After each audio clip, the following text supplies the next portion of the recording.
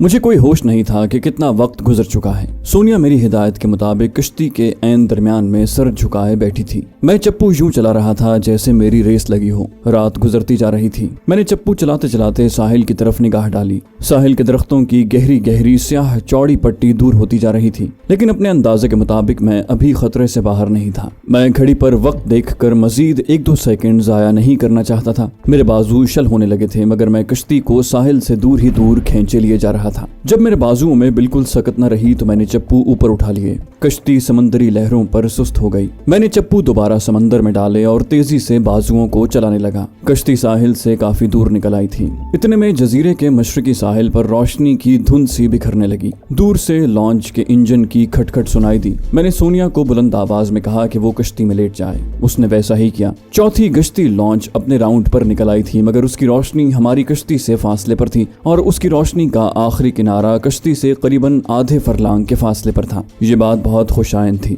मैं कश्ती को खतरे के निशान से दूर ले जाने में कामयाब हो गया था। इसके बावजूद मैंने चप्पू कश्ती में डाले और खुद भी इस तरह औंधे मुंह लेट गया कि मेरा सर कश्ती के किनारे से थोड़ा सा ऊपर को उठा हुआ था। एक और बात बड़ी अच्छी थी कि जहाँ समंदर की लहरें भारी भरकम थीं और किसी वक्त हमारी कश्ती उन लहरों की ओट में आ जाती। लॉन्च की रोशनी आगे निकल गई और लॉन्च भी हमसे दूर होती चली गई। अब मैंने सितारों को देखा। मशरिक की जानिब चमकते एक सितारे को अपना रहबर बनाया और उसी समत कश्ती खींचने लगा। मेरे चप्पू चलाने में अगरचे अब वो शिद्दत नहीं थी, लेकिन मैंने कश्ती की रफ्तार को सुस्त नहीं किया था। 1.5 घंटा इसी तरह हमारा सफर समंदरी लहरों पर जारी रहा। फिर जजीरे का साहिल समंदर की स्याह लहरों की ओट में डूब गया। अब हम रात की तारीकी में खुले समंदर में थे। खुले समंदर में आकर मुझे एहसास हुआ कि इस कश्ती के लिए समंदर बहुत बड़ा है। ये कश्ती खुले समंदर के लिए नहीं बनाई गई थी, लेकिन हमें उस कश्ती में खलीज बंगाल को पार करना था। फिर भी जब मुझे ख्याल आया कि अभी 2-2.5 दिन का सफर बाकी है तो मैं कुछ फिक्रमंद हो गया। सोनिया भी इतने बड़े समंदर को देखकर कुछ सहमी हुई सी थी और कश्ती में दुबकी बैठी थी। मैं चप्पू भी चला रहा था और उसे हौसला भी दे रहा था कि ये समुद्री तूफानों का मौसम नहीं है और हमारा सफर महफूज है। आप अगर पुरसुकून समंदर में भी कभी कश्ती में सफर करें तो खुले समंदर में पहुंचकर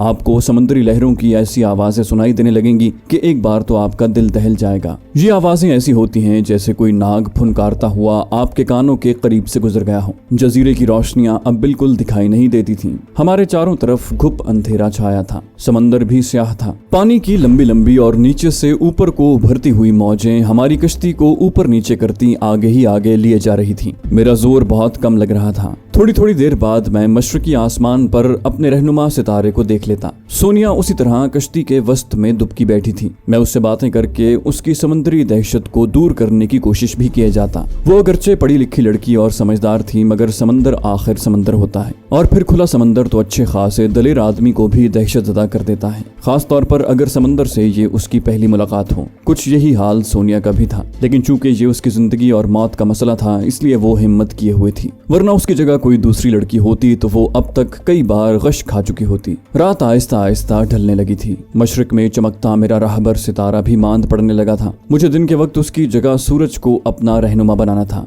और फिर मशरिक में समंदर के अंदर से सुर्ख सूरज ने अपना चेहरा ऊपर उठाया और हमारी कश्ती तक जैसे सुर्ख रोशनी की एक सड़क बिछ गई। दिन की रोशनी ने सोनिया को जरा हौसला दिया। मैंने पहली बार उसका दुबला पतला चेहरा देखा।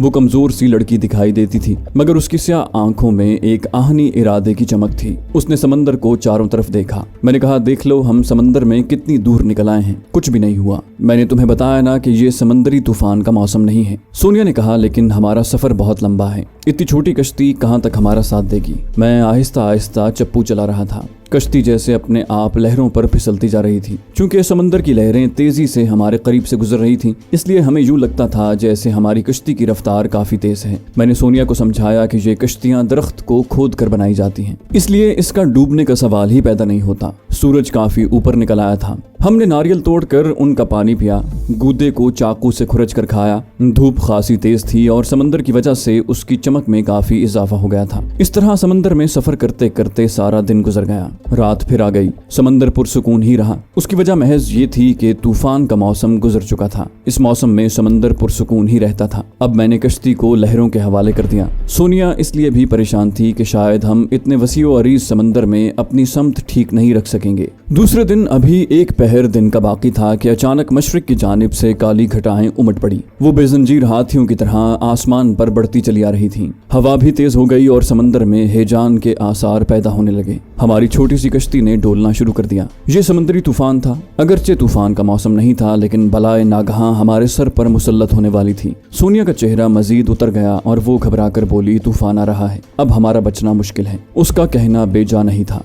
स्याह घटाओं को देखकर मैं भी परेशान हो गया। देखते देखते सूरज उन काले बादलों में छुप गया और हवा ने तेज झक्कड़ों का रूप इख्तियार कर लिया। काले समंदर में बड़ी बड़ी मौजें उठने लगीं। हवा के थपेड़े चीखते हुए मौजों को ऊपर उठाते और फिर पूरी ताकत से उन्हें नीचे फेंक देते। कश्ती मेरे काबू से बाहर हो गई। उसकी मिसाल एक छोटी सी गुरगाबी किसी थी जो हैबतनाक तूफानी समंदर की बिखरी हुई मौजों की जद में इधर उधर उछल रही थी। मैंने फौरन कमर के गिर्द लिपटी हुई नायलॉन की रस्सी खोली और उसे सोनिया की कमर के गिर्द बांधकर उसका दूसरा सिरा अपनी कमर के साथ बांध लिया। सोनिया मेरे हाथों से फिसल जा रही थी। मैं बड़ी मुश्किल से उसे संभाले कश्ती से चिमटा औंधे मुंह लेट गया। सारे नारियल समंदर में गिर गए थे। अब वो कश्ती हमारे लिए एक लकड़ी का तख्ता थी जिससे चिमटे हम बेरहम समंदरी तूफान में न जाने किधर किधर बहे चले जा रहे थे। सरबफलक मौजें हमारी कश्ती को एक मौज से दूसरी मौज की तरफ उछाल रही थी। बादलों में बिजली की कड़क ने रही सही कसर पूरी कर दी और फिर जोरदार बारिश शुरू हो गई। सोनिया शायद बेहोश हो चुकी थी। मुझे खुद अपना होश नहीं था। हमारी कश्ती छोटी होने की वजह से अभी तक उल्टी नहीं थी। एक पहाड़ जैसी मौज उसे ऊपर उठाती तो फिर वही मौज नीचे जाते हुए जैसे उसे समंदर की गहराइयों में ले जाकर कुछ खबर नहीं थी कि हमारा रुख किधर को है और हम किस समत को जा रहे हैं। हम मुकम्मल तौर पर तूफान के रहमो करम पर थे। ये तूफान हमें वापस उसी जजीरे पर फेंक सकता था जहां से हम फरार हुए थे और ये हमें बर्मा के साहिल पर भी ले जा सकता था। लेकिन उस वक्त हमें अपनी जान के लाले पड़े थे क्योंकि कश्ती किसी वक्त भी उलटकर हमें बेरहम मौजों के हवाले कर सकती थी। अगरचे समंदर में बकायमी होशो हवास तैरना मुश्किल नहीं होता, लेकिन तूफानी समंदर की मौजें अपने थपेड़ों से इंसान को हलाक कर डालती हैं। बिखरे हुए समंदर की दहशत ही एक आम इंसान को हलाक करने के लिए काफी होती है। मैंने सोनिया को अपने साथ चिमटा रखा था। वो बेहोश थी। मुझे यूं महसूस हो रहा था जैसे हमारी कश्ती 200 मील फी घंटा की रफ्तार से तूफानी लहरों की जद में है। बारिश की वजह से कश्ती में पानी भर जाता, लेकिन जब कश्ती लहरों के साथ एक तरफ को झुकी झुकी ऊपर उठती तो ये पानी अपने आप बाहर गिर जाता। इसी तरह समंदर का पानी भी कश्ती में आ जाता। एक तेज लहर ने हमें ऊपर उठाया तो नीचे झूलते हुए मैं कश्ती से बाहर समंदर में गिर गया। कमर के साथ बंधी हुई रस्सी ने मुझे दूर न जाने दिया। मैंने वहीं कश्ती के किनारे को पकड़ लिया। हवाएं चिंगाड़ रही थीं। मौजें मुझे कश्ती से अलग करने की सरतोड़ कोशिशें कर रही थीं। मैंने दिल में खुदा को याद किया और दुआएं मांगने लगा। फिर हिम्मत करके कश्ती में अपने आप को गिरा दिया। सोनिया कश्ती में उसी तरह बेहोश पड़ी थी। सूरज बादलों में छुपा हुआ था, इसलिए कोई पता नहीं था कि हम मशरिक को जा रहे हैं या मगरिब को। उस वक्त तो मुझे सिर्फ अपनी और सोनिया की जान बचाने की फिक्र थी, लेकिन ये मेरे इख्तियार में नहीं था। मैं इस तूफानी अफरा तफरी में भी इतनी कोशिश जरूर कर रहा था कि सोनिया के मुंह में पानी न जाए। मैंने सर कश्ती के अंदर ऊपर उठी हुई लकड़ी की तख्ती पर कर दिया। अगर मेरी कमर में रस्सी न बंधी होती तो जिस तरह मैं समंदर में गिरा था, तूफानी मौजें मुझे न जाने कहाँ ले गई होती। मैं दिल में इंतहाई खुजू और खुशू से अल्लाह पाक से दुआएं मांग रहा था कि वो मेरे गुनाह माफ कर दे और हमें इस तूफान से निकाल दे। तूफान में जरा सी भी कमी नहीं हुई थी। एक बार हमारी कश्ती को ऊंची मौज ने ऊपर उठाया तो ये देखकर मेरा दिल दहल गया कि कश्ती एक बहुत बड़े भंवर के दायरे में फंस गई है। गोया हम एक दायरे की शक्ल में तूफानी समंदर में गर्दिश कर रहे थे। समंदर में जब कोई जहाज इस किस्म के वसी व अरीज भंवर में फंस जाता है तो फिर उसका निकलना तकरीबन नामुमकिन होता है। यही वजह है कि जहाज रानों ने सफर के लिए महफूज रास्ते मुतय्यन कर रखे होते हैं। हमारी कश्ती छोटी थी। हमें एक फायदा जरूर था कि कोई भी घूमती हुई लहर तेजी से हमें भंवर से बाहर फेंक सकती थी, जिस तरह के खौलते हुए लावे की कोई छींट उड़कर बाहर गिर जाती है। मगर उसके लिए शर्त ये थी कि हमारी कश्ती घूमते घूमते भंवर के किनारे पर आ जाए, और ये हमारे बस में नहीं था। खुदा जाने भंवर में कितने चक्कर लगने के बाद हमारी कश्ती को एक झटका लगा और वो उछल कर लहरों पर फैलती हुई दूर चली गई। कश्ती भंवर के हलाकत खेज चक्कर से बाहर निकल आई थी, लेकिन अब उसकी रफ्तार बे इंतहा तेज हो चुकी थी। यूं लगता था कि एक बहुत बड़ी लहर है जो उसे अपने साथ घसीटे लिए जा रही है। ये सोचकर मेरा दिल बैठने लगा कि कहीं हमारी कश्ती समंदर में चलती बर्क रफ्तार मौज के ऊपर न चढ़ गई हो। समंदर के वस्त में ऐसी रोएं चला करती हैं जिनकी रफ्तार 100 मील फी घंटा से कम नहीं होती। ये एक दरिया की शक्ल में चलती हैं और सैकड़ों मील दूर जाकर एक देव पैकर मौज की शक्ल इख्तियार कर जाती हैं और छोटी छोटी लहरों में तकसीम हो जाती हैं। समंदरी माहिरीन के मुताबिक ये बर्क रफ्तार रोएं आम तौर पर समंदर के उस हिस्से में उभर कर अपना अपना सफर शुरू करती हैं, जहां एक तो समंदर बहुत गहरा होता है, दूसरे जहां समंदर के नीचे किसी आतिशफिशा चट्टान के धाने से इंतहाई गर्म भाप निकल रही हो। इस तूफानी लहर पर आने से एक फायदा जरूर हुआ था कि हमारी कश्ती तूफानी थपेड़ों से बच गई थी। उस वक्त कश्ती गोया एक ऐसी देव पैकर तूफानी मौज के ऊपर सवार थी जो एक तेज रफ्तार दरिया की शक्ल में आगे ही आगे बढ़ती चली जा रही थी। बारिश थम गई थी मगर हवाएं उसी तरह चिंगाड़ रही थी। सोनिया वैसे ही बेहोश थी। उसकी नीम आस्तीन वाली कमीज और घुटनों से फटी हुई पतलून और सर के बाल पानी में शराबोर थे। मैं उसके लिए कुछ नहीं कर सकता था सिवाय इसके कि उसे वैसे ही बेहोश पड़ा रहने दूं। कश्ती ऊपर नीचे जरूर हो रही थी मगर वो तूफानी मौजों के कयामत खेज झूले से बाहर निकल आई थी। अब शाम का अंधेरा फैलने लगा था। मैं खुद थकावट और नकाहत से चूर बेबसी के आलम में कश्ती से चिमटा औंधा पड़ा था। कश्ती तूफानी हवाओं को चीरती हुई तेज रफ्तारी से बही चली जा रही थी। मुझे सिर्फ एक ही धड़का लगा था कि कहीं ये तूफानी रौ हमें वापस दुश्मन के जजीरे पर न फेंक दे। बादलों की वजह से रात बहुत जल्द छा गई थी और चारों तरफ अंधेरे ने अपनी स्याह चादर फैला दी थी। मुझे प्यास महसूस हो रही थी लेकिन नारियल समंदर में डूब चुके थे और समंदर का पानी पीने का सवाल ही पैदा नहीं होता। मैं चुपचाप पड़ा रहा। मेरे सामने तूफान खेज समंदर की भयानक रात थी। मैंने कलाई पर बंधी घड़ी पर नजरें जमाने की कोशिश की मगर मैं वक्त मालूम न कर सका। मैंने निढाल होकर अपना सर कश्ती के तख्ते से लगा दिया। फिर जाने किस वक्त नींद ने मेरी आंखें बंद कर दी। मुझे कुछ होश नहीं था। शायद मैं सो गया था या नक्काहत की वजह से बेहोश हो गया था। होश आया तो सबसे पहले मुझे दिन की रोशनी नजर आई। एक चप्पू मेरे घुटने से बार बार टकरा रहा था। आसमान पर बादल उसी तरह छाए हुए थे लेकिन तूफान गुजर चुका था। हवाओं का दहशतनाक शोर खत्म हो गया था। समंदर पुरसुकून था मगर उसकी मौजों में वो पहले जैसी तूफानी कैफियत नहीं थी। मैंने महसूस किया कि कश्ती की रफ्तार वो नहीं रही। कश्ती तूफान की बर्क रफ्तार रौ से उतर चुकी थी मगर वो लहरों पर बुरी तरह से डोल रही थी। अब वो एक बार फिर हैजानी मौजों के रहमो करम पर थी। मैंने झुककर सोनिया को देखा। वो इंतहाई निढाल थी और करा रही थी। मैंने उसे आवाजें दी। उसके बाजू को झंझोड़ा। उसने आंखें खोलकर मेरी तरफ देखा, फिर आसमान की तरफ नजरें उठाई।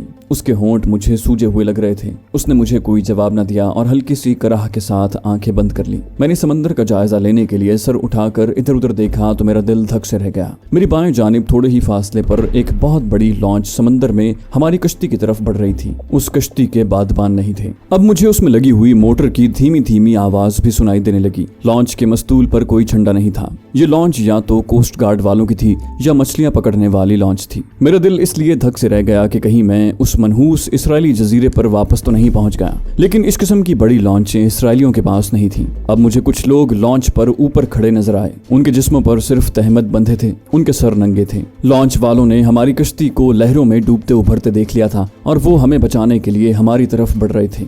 एक आदमी ने हाथ में रस्सा भी पकड़ लिया था। मैंने सबसे पहला काम ये किया कि सोनिया की पतलून की जेब से पिस्तौल और चाकू निकालकर आहिस्ता से समंदर में गिरा दिया। फिर उसके कान के करीब मुंह ले जाकर कहा, सोनिया, अगर तुम होश में भी हो तो अपने आप को बेहोश जाहिर करना। एक लॉन्च हमारी तरफ बढ़ रही है। मुझे नहीं मालूम कि ये किस मुल्क की लॉन्च है। कोई आवाज मुंह से न निकालना, मैं भी खुद को बेहोश जाहिर करूंगा। माहीगीर लॉन्च के इंजन की आवाज करीब आ गई थी। मैंने अपना सर जहां रखा था वहीं रहने दिया और कोई हरकत न की। लॉन्च का अगला हिस्सा और उसके अरशे पर खड़े नंगे स्याह जिस्मों वाले दुबले पतले माहीगीर मुझे साफ नजर आ रहे थे। उनके नक्श बर्मी नहीं बल्कि हिंदुस्तानी लग रहे थे। मेरे खुदा, कहीं हम इंडिया के साहिल पर तो नहीं पहुंच गए। मैंने आंखें बंद कर ली और अपने आप को यूं जाहिर किया जैसे मैं बेहोश हूँ। मैं बेहोश रहकर एक तो उन लोगों के सवालात से बचना चाहता था, दूसरे मैं उनकी जबान और गुफ्तगू से अंदाजा लगाना चाहता था कि अगर मैं इंडिया के साहिल के करीब हूँ तो ये लोग किस सूबे से ताल्लुक रखते हैं और हमारे बारे में उनका रवैया कैसा है। मैंने आंखें बंद कर ली। लॉन्च के माहीगीरों की आवाजें आने लगी।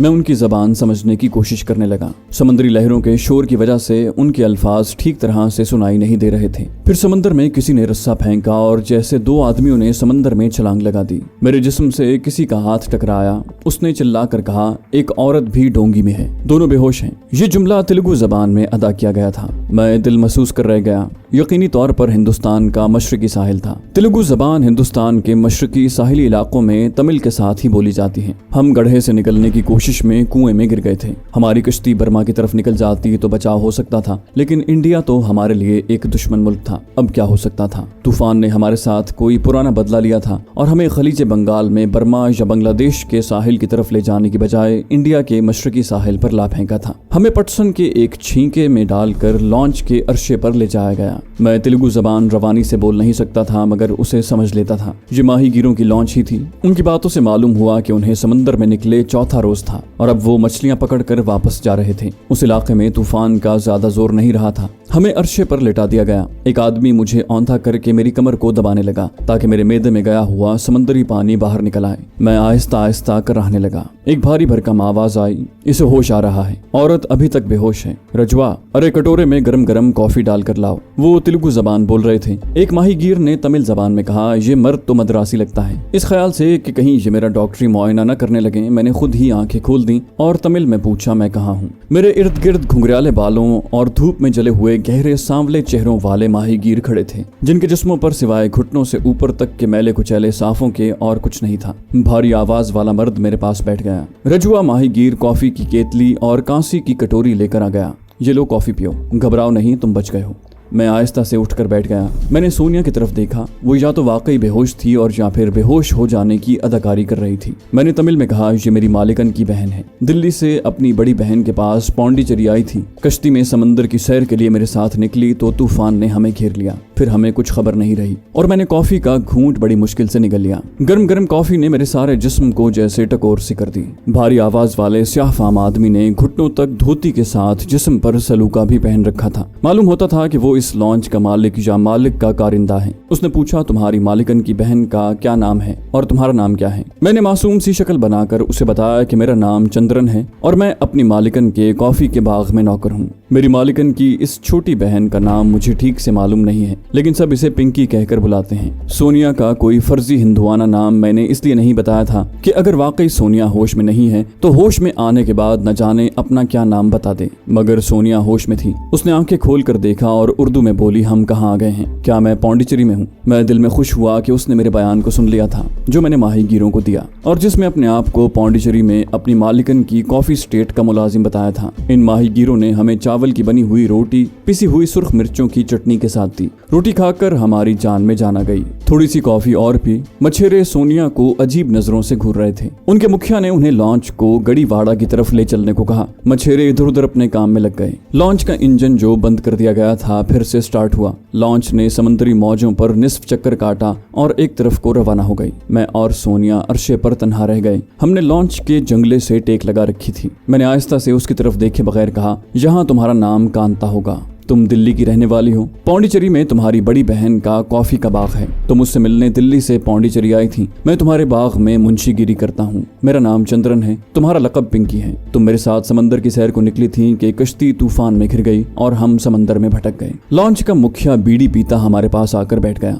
भगवान ने बड़ी कृपा की कि हमारी नजर तुम पर पड़ गई। हम तो मछलियां पकड़ने के बाद वापस जा रहे थे। आज हमारा वापसी का दिन था। रजुआ ने समंदर में डोंगी को देखा तो शोर मचा दिया। मैंने तमिल में कहा, दादा, तेलुगु थोड़ी थोड़ी जानता हूँ। मेरा जन्म पौंडीचेरी में ही हुआ था। मैं चौला ब्राह्मण हूँ। मुखिया ने हाथ जोड़ दिए और तमिल जबान में कहा, अरे ब्राह्मण तो हमारे माई बाप हैं, फिर आप उनके नौकर क्यों हैं? ब्राह्मण तो बड़े ज्ञानी ध्यानी होते हैं। ये मुझे मालूम नहीं था कि चौला जात के लोग इल्म दानिश सिखाने का ही फरीजा अंजाम देते हैं। मैंने जल्दी से कहा, मैं अपनी मालिकन के यहाँ मुंशी भी हूँ और वहीं संस्कृत भी सिखाता हूँ। मुखिया बोला, जयराम जी की, आप तो संस्कृत के भी विद्वानी हैं। आपकी जान बचाने से मेरा जन्म सफल हो गया महाराज। अब मैं ये मालूम करना चाहता था कि गड़ीवाड़ा कौन सी बंदरगाह है जिस तरफ ये लॉन्च जा रही है, लेकिन मैं अस खुद मुखिया से नहीं पूछना चाहता था क्योंकि पौंडीचेरी के रहने वालों को कुदरती तौर पर उस इलाके की खबर होनी चाहिए थी। मैंने बातों ही बातों में कहा, मैं गड़ीवाड़ा कभी नहीं गया। सुना है कि वहाँ बहुत बड़ी मछली मंडी है। जाहिर है जहाँ मछलियों से भरी हुई लॉन्च लेकर जा रहे थे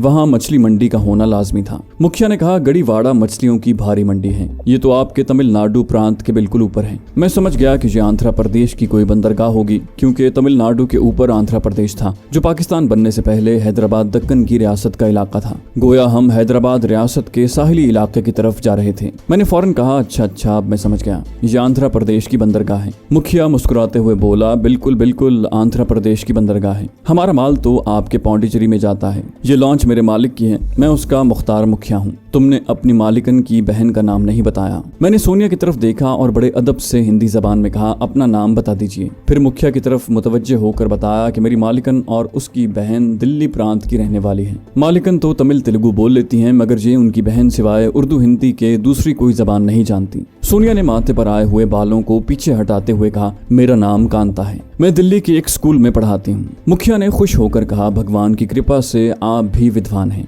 जयराम जी की बेटा, पिछले जन्म के अच्छे कर्म तुम्हारे काम आ गए। काले पानी में जब तूफान आता है तो छोटी छोटी डोंगियों का कुछ पता नहीं चलता। अब दूर जमीन का किनारा नजर आने लगा था। मुखिया कहने लगा, इस लॉन्च का मालिक बड़ा अच्छा आदमी है और तुम्हारे घर तार पत्र भी डाल देगा कि तुम खैरियत से हो। मैंने तमिल में और सोनिया ने हिंदी में मुखिया का शुक्रिया अदा किया। वो उठते हुए बोला, गड़ीवाड़ा आ गया है। वो लॉन्च के उस हिस्से की तरफ चला गया जिधर इंजन लगा था। मछेरे रस्से और जाल लपेट रहे थे। हर कोई अपने काम में मसरूफ था। हम दोनों अकेले रह गए तो सोनिया ने आहिस्ता से कहा, खुदा ने हमारी मदद की है, हम बच गए, वरना तो किस कदर भयानक तूफान था। मैंने उसे बताया कि वो तो सारे तूफान में बेहोश पड़ी रही, असल तूफान में से तो मैं गुजरा हूँ। उसने कहा, यह भी खुदा का शुक्र है, नहीं तो जाने मेरा क्या हाल होता। लेकिन अब आगे क्या होगा? हम तो दुश्मन के इलाके में जा रहे हैं। इंडियन पुलिस हमें आसानी से गिरफ्तार करके वापस इसराइलियों के पास अंडमान भेज देगी। इन लोगों ने जरूर भारत की CID और पुलिस को हमारे हुलिये बताकर खबरदार कर दिया होगा। सोनिया का अंदेशा दुरुस्त था। जिस रोज हम यहूदी जजीरे से फरार हुए थे, उसी रोज शाम को भारत के खुफिया महकमे का एक वफ्द वहां पहुंचने वाला था। सिक्योरिटी चीफ ने उन्हें पहले सोनिया के बारे में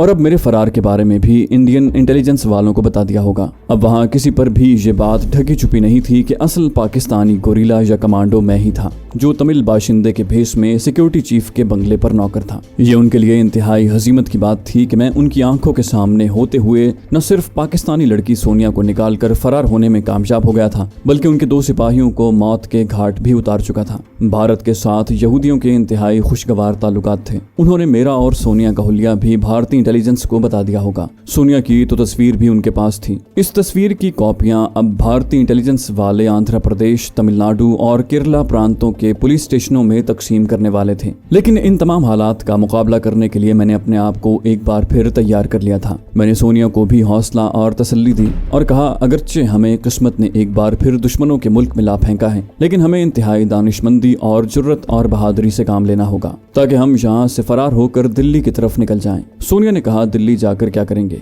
ऊपर के भारतीय सूबों में हमारे लिए कदम कदम पर खतरे के सिवा और कुछ नहीं होगा। हमें मगरबी बंगाल की सरहद पार करके बांग्लादेश पहुंचने की कोशिश करनी होगी। सोनिया का मशवरा काफी हद तक मुनासिब था, क्योंकि मुझे इस हकीकत का बखूबी एहसास था कि मशरकी पंजाब की तरफ से भारत की सरहद क्रॉस करना किस कदर दुश्वार और खतरनाक है। दिल्ली जाने से मेरा मकसद ये था कि वहाँ मैं किसी तरह पाकिस्तानी सफीर से राब्ता पैदा करके उससे मदद हासिल करने की कोशिश करूं। फिर ख्याल आया कि हमें अपने मुल्क के किसी भी सफीर से मिलने से सख्ती से मना किया गया है। हमें किसी हालत में भी अपने मुल्क को अपनी कार्रवाइयों में मुलव्विस करने की इजाजत नहीं थी। मैंने दिल्ली जाने का इरादा तर्क कर दिया, लेकिन मगरबी बंगाल की सरहद उबूर करना भी कोई आसान काम नहीं था। हम पहचाने जा सकते थे चूंकि मुझे बंगाली जबान आती थी, मगर सोनिया इससे बिल्कुल नाबलद थी। मेरा रंग तो सांवला हो गया था, मगर सोनिया का रंग अभी तक साफ और सफेदी माइल था। उस पर खामखा शक किया जा सकता था कि ये बंगाली औरत नहीं है। बहरहाल ये मसाइल ऐसे थे कि बहुत जल्द हमें उन पर गौर करते हुए किसी नतीजे पर पहुंचना था, कोई फैसला करना था और फिर उस पर अमल शुरू कर देना था।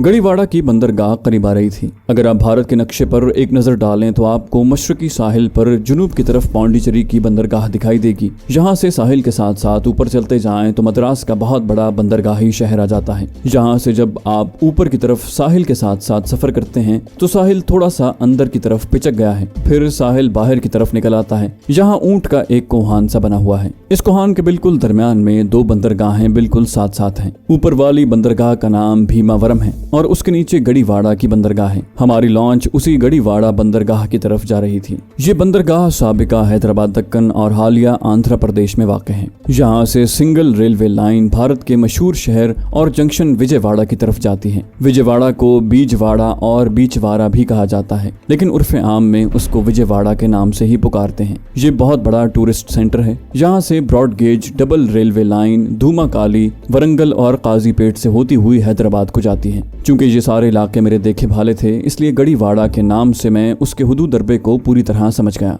गड़ीवाड़ा मैं कभी नहीं आया था, यहाँ मैं पहली बार जा रहा था। आगे किस्मत हमारे लिए किस किस्म के वाकयात और हादसात लिए हमारा इंतजार कर रही थी, उसके बारे में हमें कुछ खबर नहीं थी। दोस्तों ये थी हमारी आज की एपिसोड। उम्मीद करते हैं आपको हमारी कहानी पसंद आई होगी। जाने से पहले इस वीडियो को लाइक कीजिए और शेयर करना मत भूलिए। कमेंट करके हमें बताइए कि आपको हमारी वीडियो कैसी लगी, और अगर अभी तक आपने इस चैनल को सब्सक्राइब नहीं किया तो इसे सब्सक्राइब कीजिए और बेल आइकन दबाकर ऑल नोटिफिकेशंस ऑन कर लीजिए।